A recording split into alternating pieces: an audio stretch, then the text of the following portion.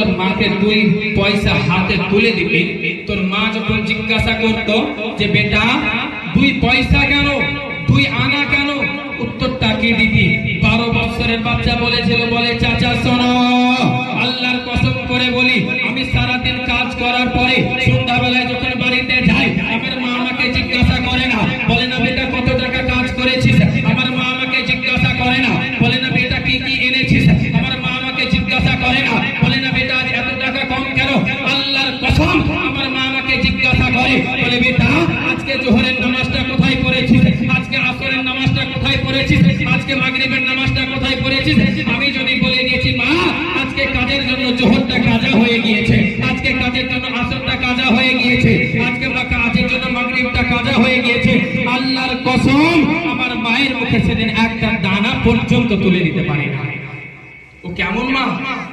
ও তো একজন মা ছিলেন। আজকের মাকে দেখুন না মহাশাস, আর ও মাকে দেখুন, উনিও তো একজন মা ছিলেন, উনিও তো একজন মা ছিলেন। কেমন হিসাব নিতেন? কাজের হিসাব নিত না, কি কিসের হিসাব নিত? নামাজের হিসাব নিত। কখন? সারাদিন সন্তান কাজ করছে, 12 বছরের সন্তান, 12 বছরের বাচ্চা। এখন যদি আমার বয়স 12 হয় আর আমার আব্বা আমাকে কাজে যেতে দিবে, জিন্দেগিতে দিবে না।